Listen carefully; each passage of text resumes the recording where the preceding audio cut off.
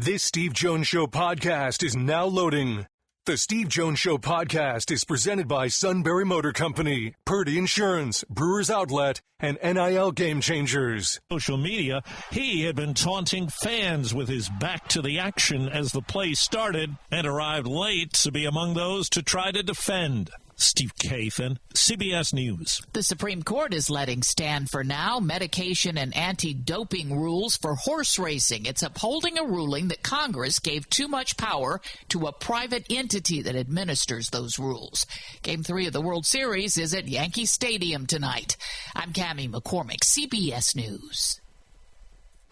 Have you heard you can listen to your favorite news podcasts ad-free? Good news! With Amazon Music, you have access to the largest catalog of ad-free top podcasts included with your Prime membership. Enjoy shows like The Daily, Up First, and Consider This, available ad-free on Amazon Music. To start listening, download the Amazon Music app for free or go to amazon.com/ad-free. That's amazon.com/ad-free to catch up on the latest episodes without the ads.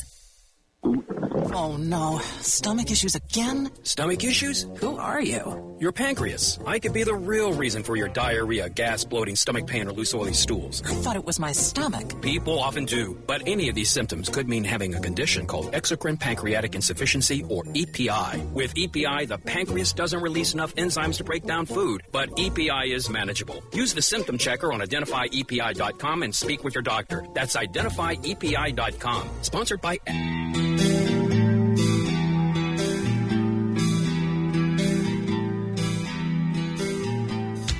Bringing you an in-depth look at Penn State sports and more. This is the Steve Jones Show on News Radio 1070 WKOK. The Steve Jones Show is presented by Sunbury Motor Company, Purdy Insurance, and Brewers Outlet.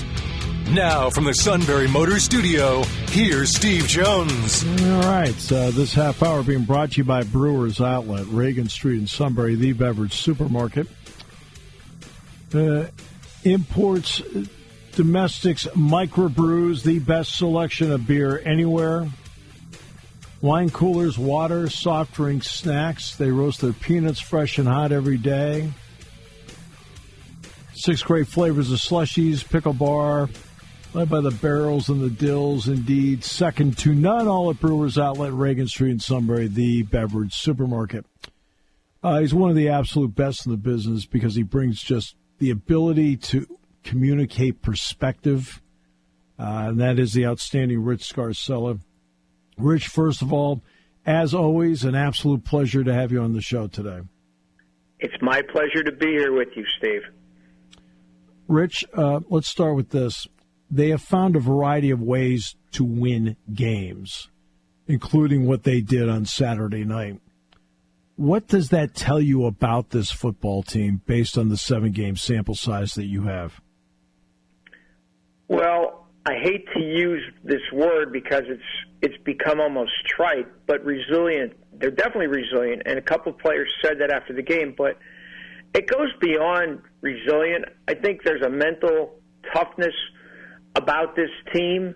We saw it at Los Angeles Coliseum a few weeks ago. We saw it Saturday night in Madison, that it doesn't matter how bad it might look at times or how bleak the outlook might be at times, even though it wasn't bleak Saturday by any stretch.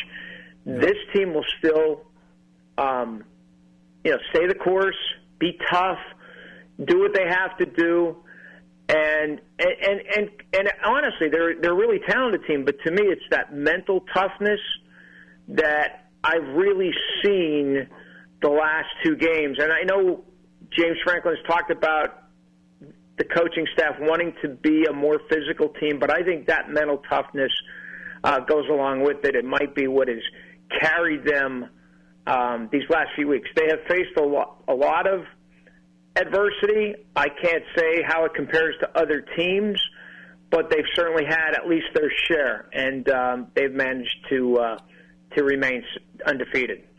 In watching Bo Prabula play the game, when he had to take over, it was Bo's baby starting in the second half, and when he came in, they were behind. one, what do you think of his overall performance? And two, how much do you think the Reed interception that put them in front helped Bo's performance because now they were playing from in front? I'll answer the second part of your question first. The Jalen Reed interception return for a touchdown was massive. It changed everything. And I know, there's a lot of attention on Bo and Drew Aller's injury, rightfully so. But to me, that should not be lost whenever this season ends, is Jalen Reed's interception. Read it perfectly. Got help. I don't know if you or Jack noticed this. Akeem Beeman was double teamed, and yet he managed to pressure Locke before he threw it. That was a massive play. It changed the whole complexion of the game, and I agree with you. I think my guess, without being on the field, is that it relaxed Bo Prabula quite a bit. When you saw and you asked me about his performance. I thought it was terrific. I thought it was a terrific performance. He did things that a lot of us weren't sure he would be able to do. I thought he threw the ball very, very effectively. And, we knew he was poised. That was never, that we've seen that already. But the way he was able to throw the ball, and the other thing, Steve, and I know James mentioned this an hour or so ago at his press conference, but a lot of us wrote it. Andy Kotelnicki did a masterful job of adapting the game plan in the second half to tailor to Bo's strengths. So that's how I feel about Bo's performance. Too often there's a square peg, round hole thing. This is how we do things. You got to play it this way. And Andy didn't do that with him. And I think in the end it also made the running game a lot more effective, don't you?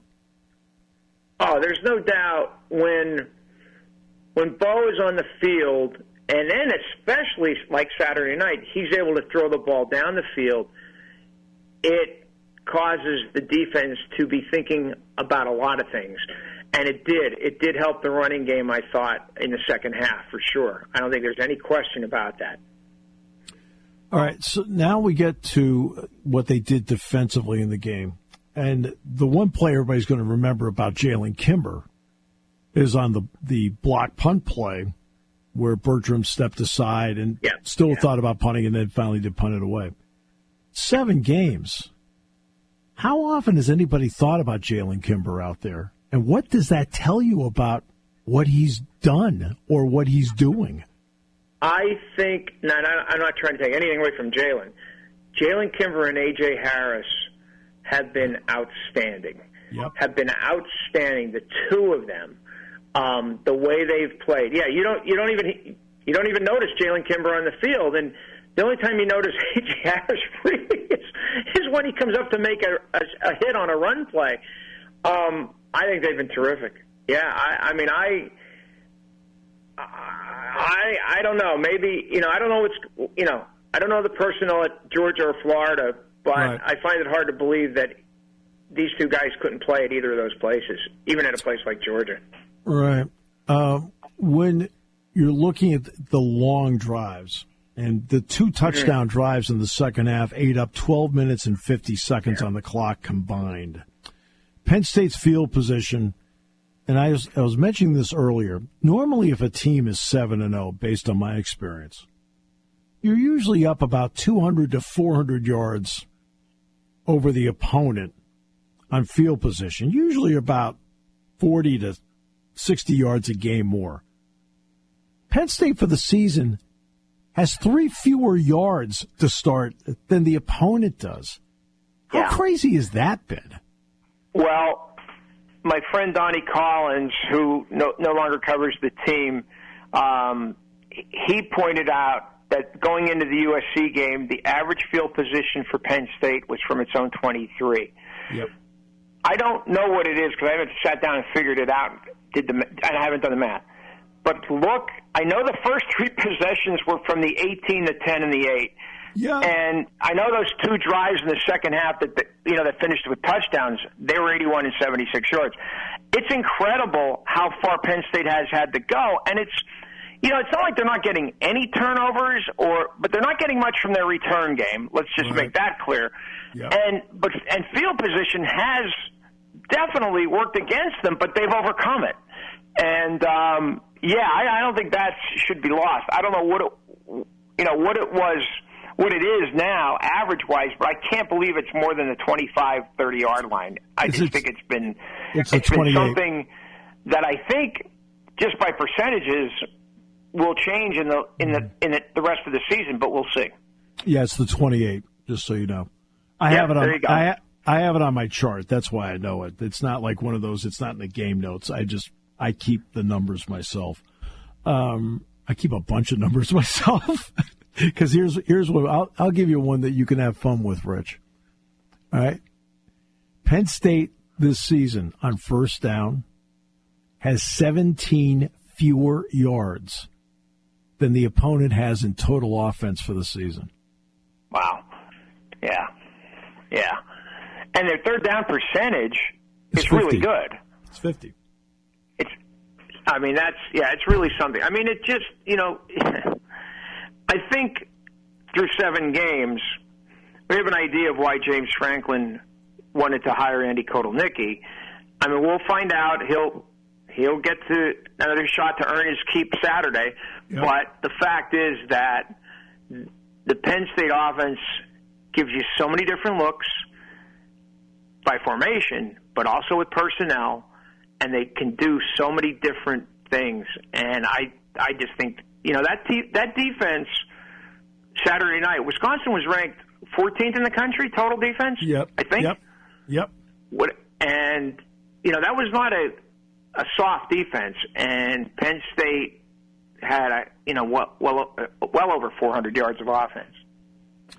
Yep, no question. Penn State, third down less than 4 is 70%, and third down and 5 are better than 35%. Both are excellent numbers. Yeah, really good. Really good. If you're doing things by the numbers.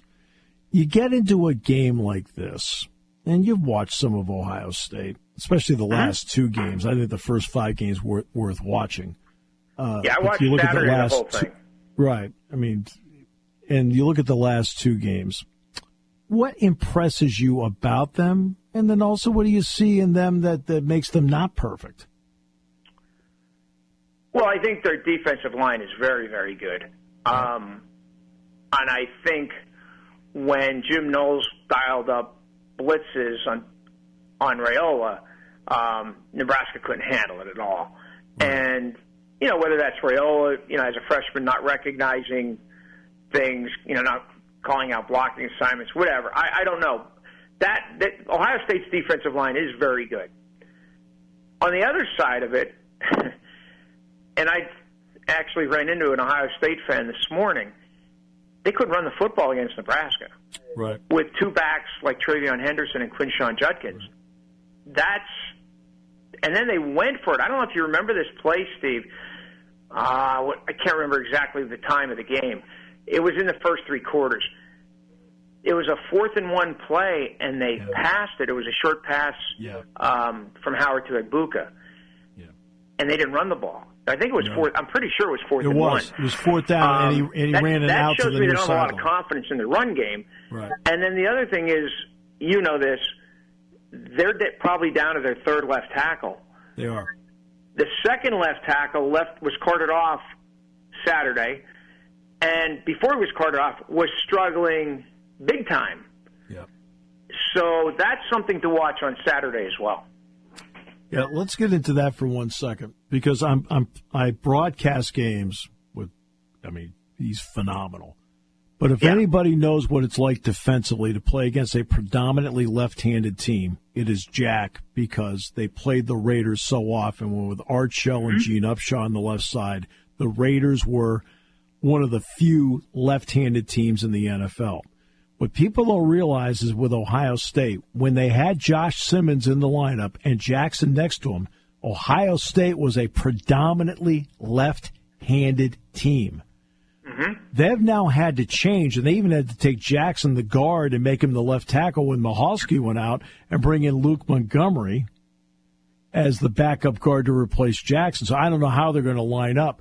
But when that happens, that does change. The way you need to play does change, because you can't be the predominantly left-handed. You still can go left. with your running game. That's not the issue, but not as often as you hope you would because you don't have that over there anymore. Right. No, there's no doubt about it, and it affected them. I mean, they struggled to move the football, and that's what you wonder, and you wonder, it'll really the two defensive lines are outstanding. Penn State and Ohio State, they're outstanding defensive lines. It's how does the other offensive line slow them down? That's going to be where this game is won, I think. Yeah, so let's start with what Oregon did. Oregon, we all know that Tulimalo and Sawyer are outstanding defensive ends. Mm-hmm. What they did at Oregon, they took the tackles and they drove those two ends out as far wide as they could. And where they won the game is they took care of the tackles, cleared them, and allowed Gabriel to climb the pocket and have open lanes to throw. Those two defensive tackles, I thought, were really, really good against Nebraska. They corrected that. Yeah, I really like their front. What I saw from their front on Saturday, especially, I really liked what I saw, and that's going to be a challenge for Penn State's interior people. The whole line. I mean, we're talking about Ohio State. This isn't like they're whatever they are, the number 3 or 4 total defense in the country, and Penn State's one spot behind them. I mean, this is obviously we've seen a lot of great games, Steve, over the years, but this has the makings, and I hope it lives up to it, of a really classic game. What's this week like for you? I mean, you've covered it. I mean, the list of big games you covered is long. So what's this week like for you? I mean, it's not it's not like I'm going to be writing 15 stories instead of 10 or something like that. No, I get excited by it, but I will say this, and one of my friends on the beat said this. This game is big. Make no mistake about it. Look what's at stake. Penn State moves really, with a win, could move really closer to getting into the Big Ten championship game for the first time in 8 years. Really big. Okay. You move, you keep yourself eligible for a bye game in the playoffs. Okay. Whatever. Last week, to me, the Wisconsin game might have been bigger. Here's why. You're in solid position to make the college football playoff. And even at 11-1, you're probably going to host a first-round playoff game. And to me, to win that, now it makes this game big. Because if you lose to Wisconsin, then this game isn't as big. It's just not. So for them to come through, I mean, I thought Saturday was a great win, considering the whole picture. Drew going down in the first half, denied Dinesh Sutton going down. He tried to play one play in the second half, and Anthony Donko, and the win like that at a sold out stadium at night. I thought was a great win, and I'm not trying to take away from the importance of this game, but I'm saying is winning that game put Penn State made this game more important than it would have been with a loss. No, you can't have this week without that last game. You can't. No. So it's all a different ball game. And Jack and I talked about that. Yeah. I know you don't want to say, oh, yeah, you can afford a loss. Nobody wants to hear that. But the fact is, if you lose this game and win the rest, you're still in great position. Maybe you don't play for a Big Ten championship. Okay. If you do win, you're still playing for I'll say this. Your chances of playing in a Big Ten championship game are really good. I mean, without a stumble. So, I mean, it's just – but I'm just more interested, I hate to say this, in the here and now. And I'm interested – this is a big game in a lot of ways because Penn State has to get over this Ohio State hump. James Franklin has to get over this Ohio State hump. Yep. And they have a really good opportunity to do it this week. Always a pleasure, my friend. Terrific as always. Thank you for your time. Thanks, Steve. Have a good one. Rich Scarcella, Reading Eagle. We'll come back more in a moment here on News Radio 1070 WKOK. There's something to be said about a sale with a handshake, a service technician who really knows what he's doing. They can explain it in English what the problem is. There's nothing better than having that friend you could trust in the area. That's Sunbury Motors, where you get selection, knowledgeable salespeople, and prices that fit your budget, and more important, that friend you can trust. Welcome to Sunbury Motors, Kia, Ford, and Hyundai.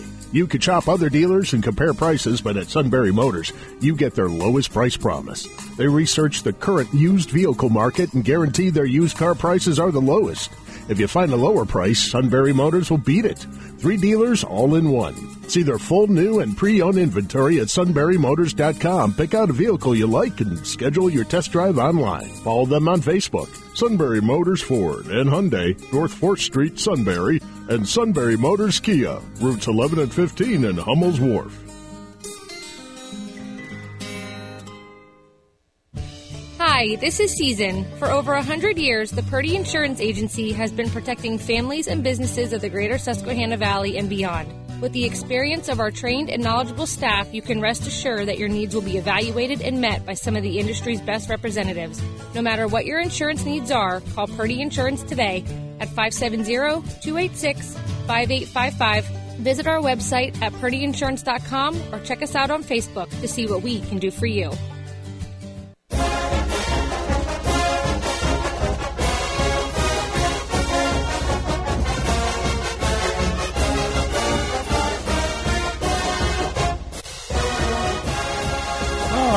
There you go. After getting what I really was a culture win that James talked about with Jack and I after the game, you got this one this week. Like, there's a lot of trappings around it, but guess what?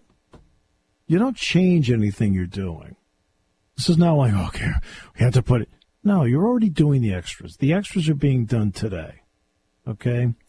Now, this is not a practice day. You're doing the extras today. You're looking at the extra video. You're putting in the extra time and maybe in the weight room where need be because you're scheduled for it. You make sure that if you have to be in the training room, you're in the training room today. Okay, if you need to live in there, you do it. Tomorrow you go out and practice. Once the practice starts, you're in your own sanctuary. Okay? No outside noise or anything to deal with it. No problem. Everybody knows it's a big game. Everybody knows it. And you go out and you approach it that way. Consistency in how you approach it is so important. And James is very routine-oriented. I'm very routine-oriented. Right? I've done, just on my part, I've done zero different compared to any other game. And it's the same thing with them. They, there's things Andy wants to put in. There's some things that worked on that they haven't used yet that maybe he wants to practice more this week because this might be the time to use it. Whatever it may be, okay? But if you start doing things that you don't normally do, in terms of approach, it does create a problem. So you can't, okay, it's a big game. We've got to do this. Just go out and do your deal and be confident with it. Okay? And don't listen to the outside noise, because guess what? Noise doesn't win or lose games. Noise can lose games. Noise doesn't win games. Enjoy the fact that you get to be in a game like this. Enjoy the fact that you're one of those teams that gets to play a game like this. And your fan base is going to be absolutely awesome on Saturday. Your fan base will do everything they can to carry you home.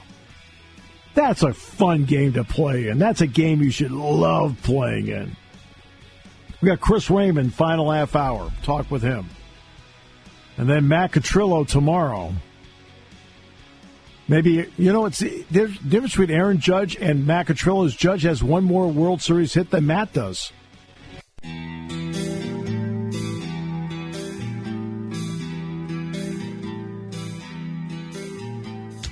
Bringing you an in-depth look at Penn State sports and more. This is the Steve Jones Show on News Radio 1070 WKOK. The Steve Jones Show is presented by Sunbury Motor Company, Purdy Insurance, and Brewers Outlet. Now from the Sunbury Motor Studio, here's Steve Jones. This half hour being brought to you by Purdy Insurance. Market Street in Sunbury. Go to purdyinsurance.com. Auto, home, life, business, boat, motorcycle, RV. They do a great, great job of making sure, A, you're fully insured, the purpose of insurance. B, and the purpose of customer service, is to make sure that you're also saving money wherever you can. So they'll check and see if they can get insurance over state lines. They'll maybe bundles, whatever, but they'll try and save you money and also make sure you're fully insured. That's what customer service is all about. The great people at Purdy Insurance, Market Street in Sunbury. Go to purdyinsurance.com. The book is entitled Men in White, and Chris Raymond is the author of it. Chris, thanks so much for the time. Really appreciate it as we get a chance to talk about your brilliant work. Thank you, Steve. I really appreciate that. So let's start with this. What did it take to organize? Because this is written in a completely different style. What did it take to organize the quotes in the order you needed them to tell the story? It was kind of like working with a puzzle. You know, I would conduct interviews with the players and sports writers, coaches that I talked to. I think I talked to about 60 people for the book. And then have the transcripts, typed up, and I would literally go through and kind of just excise the gems, right? The quotes that I thought were most compelling. And then I found, in working with it, that they sort of started to kind of connect themselves. They fit almost like puzzle pieces because certain themes emerged in the reporting. And a lot of the players kind of returned to the similar moments or points that they were trying to make. So it was a matter of kind of stitching that together, and I found that it was a lot of fun to do. But the reason that I really kind of chose to kind of go with the oral history was just because, I had covered the team when I was there at Penn State in the 1980s, so I knew some of the people that continued to cover the team in the years after that, but the players had no idea who I was. So I felt like I needed to kind of go to them and, considering how much they'd been burned by, I think, the national media in 2011 when the story first broke, the Jerry Sandusky scandal, it was easier for me to go to them and say, like, hey, I'm trying to tell this story, and it's really going to come out in your own words. Did it take more work with a few of the guys than others because of the trust? I was really surprised. I had much more luck than I thought. There were some players that really never quite warmed up to it and didn't want to, didn't speak to me in the end.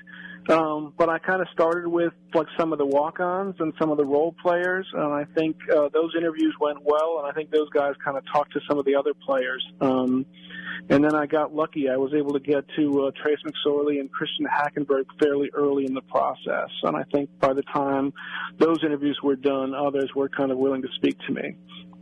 There is a narrative about all of this, as we both know. What did you learn through all of this that maybe you did not know before?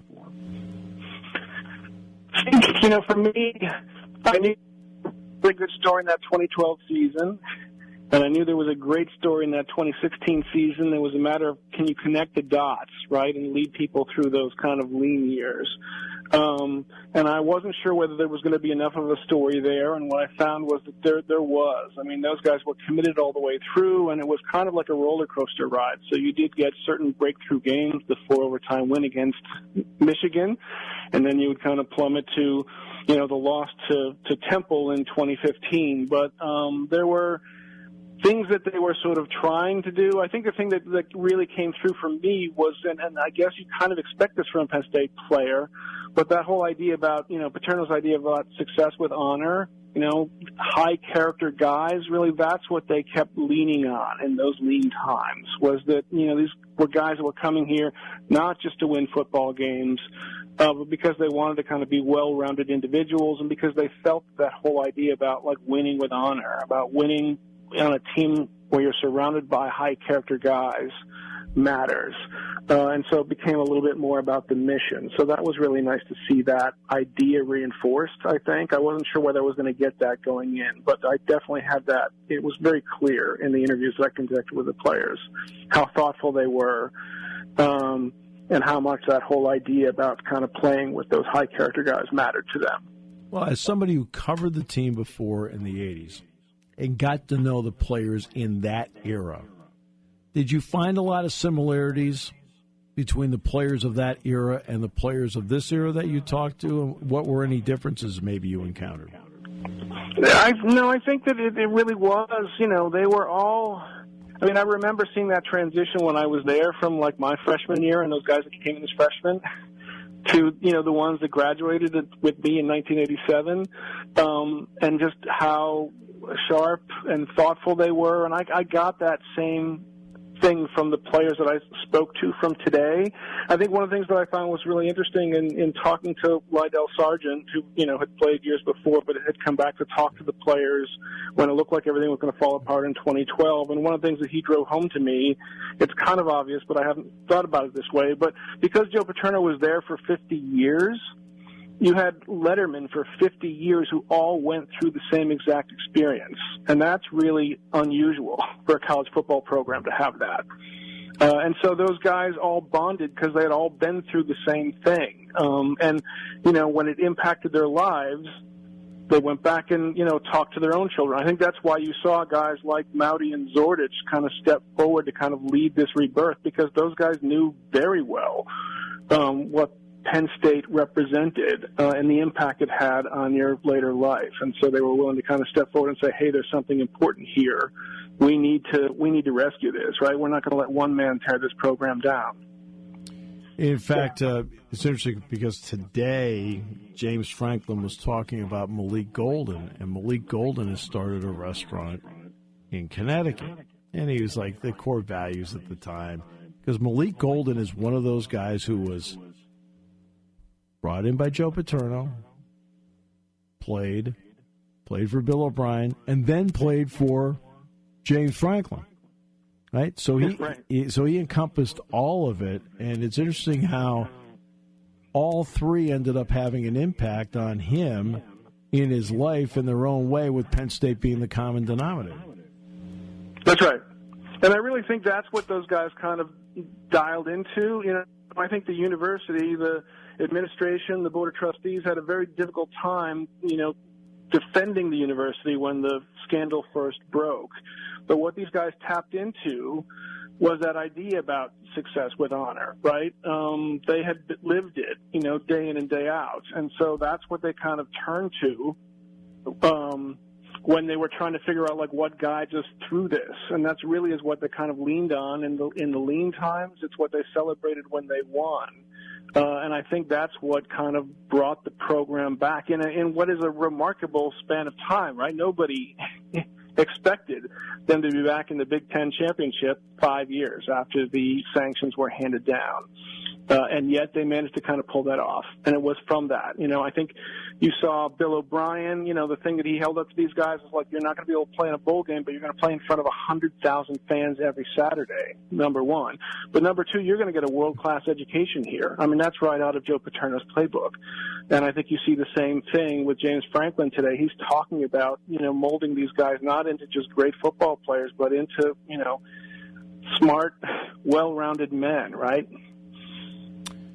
Mark Emmert, who still can't find the $100 million from his UConn experience, wanted this place gutted because he wanted to show the world, his power and what it meant, and that Penn State would be playing in front of 25,000, 30,000.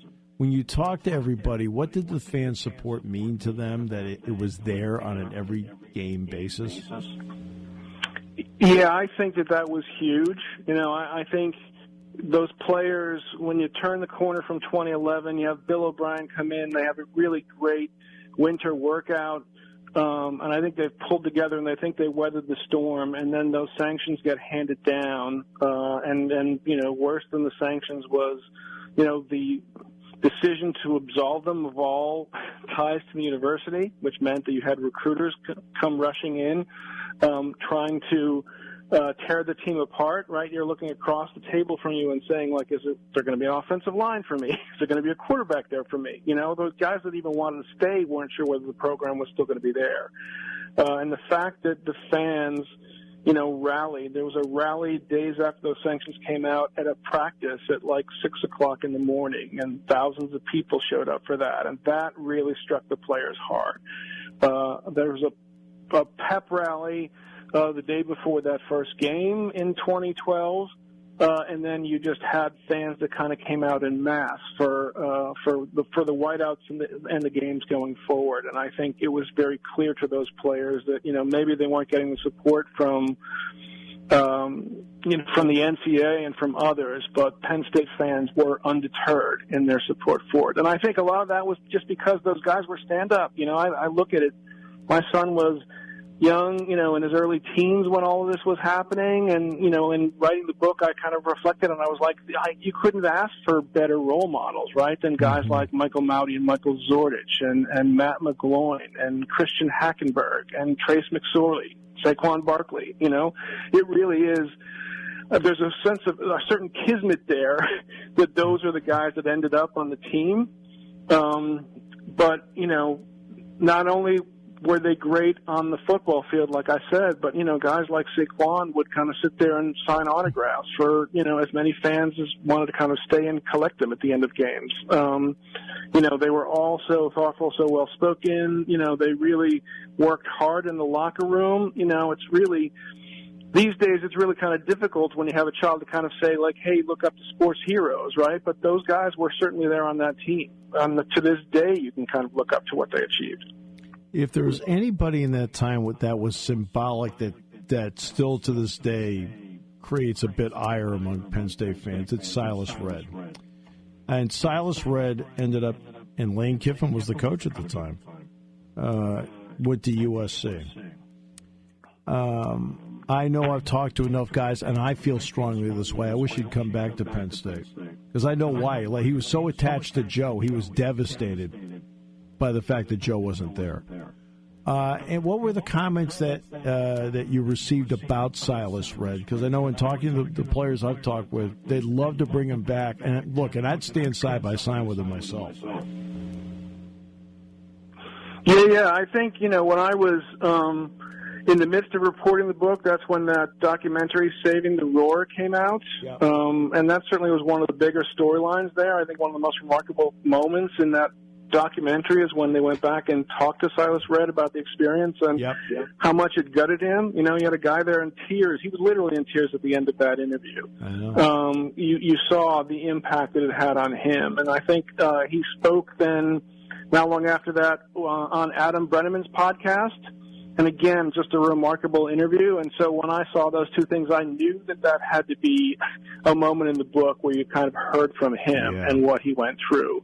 So I've heard players on those podcasts. I've heard others kind of talk about wanting Silas Redd to come back. But I really do think it's like somebody needs to step forward and make that happen, because I think Silas Redd would really appreciate that, would love that, to be reunited with that group. And I feel like you get the same sentiment on the Penn State side. A lot of those guys kind of look at what he went through and look back to what he meant to that 2011 team. Like, nobody faults him for going to USC. Right. He is that guy that looked and said, is there going to be an offensive line? And here's a team that's ready to compete for a national title. And he was like right on the cusp of of going into the NFL draft, right, being a high draft pick. Mm-hmm. So nobody faults him for that. No, and that's the thing. I'd stand side by side with him any time, tell everybody, hey, look, I know the reasons why he went, and the reasons you talked about, and again, he had a real attachment to Joe. Right? And so there's a lot going on there. I've always felt, Chris, that with the fan base, there was an us versus the world mentality from the moment this happened until the Ohio State game in 2016, where I've said that when that game ended, the moment Grant Haley crossed the goal line, that to me was the first true release of joy and not just us against the world, that there was a release of joy that night that got the program emotionally into a different level. What was your thought on that? Yeah, no, I agree with you 100%. I think that I think what people on the outside didn't realize in 2011 was that you had the national media sort of descending on the campus. And pushing, the story forward, driving it forward, like really pushing for heads to roll. I know for me personally and a lot of my alumni friends, like they wanted answers to who knew what and when, on campus. And it just became clear that was never going to happen. You were never going to get those answers because of how fast they pushed that story forward. And so I think that's where that us versus them mentality comes from. It was like an invading army, really, That's where that us versus them mentality comes from. But that 2016 team, when you look at it, was one of the most thrilling teams to watch because they had all those sort of come from behind victories. And you're rooting for guys like Trace McSorley and Grant Haley and Saquon Barkley. It's hard not to root for those guys. I think you couldn't look for better ambassadors for the sport of college football. And so I think when they finally broke through, it was clear that, the team was back. This was a team that could compete on the national stage. And they did it in a way that was so joyous, right? Such a thrilling win. Topped only maybe by the one in the Big Ten championship where they come from like 21 points down, right? So I think that it was hard. It was easy then for the rest of the world to kind of come in and celebrate it, right? And to kind of forget what had happened 5 years later, or at least, forgive what happened, 5 years earlier. Chris, I'll use an old-time word here to ask the question. How big did the Rolodex get for this? It's funny. I have a lot of friends. I actually was able to reach out to a lot of the players on LinkedIn because what people don't realize is their football careers are over for a lot of them. They're off doing other things. So I can say that my LinkedIn followers got significantly larger as a result of it. But again, it was I think I was doing these interviews in the midst of the pandemic and, working full time at Consumer Reports where I worked during the day. So to come, close the laptop at the end of the day and interview one of these players, it ended up being like crazy inspiring for me. And that's why I was able to kind of do it night after night. So they're all good guys, like I said, and I'm just really honored that they trusted me to tell their story, and that I was able to kind of pull it off. And as you see when you read the book, it's really, I didn't have to add any drama to it. I didn't have to go for any salacious details here. There was a great dramatic story that was waiting there to be told, and I'm fortunate those guys shared it with me. Here it is 12 years later, book's now out. How gratified have you been by the reaction to the book? Yeah, it's been tremendous, I think, so far. I mean, I've had a few players that kind of reached out to me and said, you got it. Thank you. I really appreciate it. But there's also been, I've done signings in Harrisburg and Williamsport and Scranton and State College, and I had fans that came forward too. And that was also one of the goals was just to try and explain what it means to be a Penn State fan, what it meant to kind of go through that turmoil to people who maybe didn't understand it all that well. And so for me, it's just been tremendously gratifying to have, those fans, people who read it, kind of come forward and said, thank you for telling the story. What has been your family's reaction to it? I think they were happy when I got to talk to other people about it. They heard about it for 3 years as I reported. So they're happy that it's done and that I'm talking to you instead of them. Fair enough. Chris, it's outstanding. I couldn't put it down. I went wire to wire with it, and I appreciate the tremendous effort that you put in to tell the story exactly right. Well, thank you, Steve. That means an awful lot coming from you as somebody who's watched the program up close. Chris, thank you. Appreciate for so many years. Hey, really, good luck with this. It's entitled Men in White. Quickly, Chris, where can people now pick it up? How can they get it either online or in a bookstore? Yeah, it's in bookstores from coast to coast. So you can go to either brick and mortar stores or it's available online as well. Anywhere where you buy books, you're likely to find it. Well, congratulations on this great work, and we appreciate the time you gave us today. Thank you. Take care. Chris Raymond. He wrote the book Men in White. It is an outstanding piece of work, well worth your time. It is a terrific read. This half hour brought to you by Purdy Insurance, Market Street in Sunbury. Go to purdyinsurance.com as we continue on News Radio 1070 WKOK.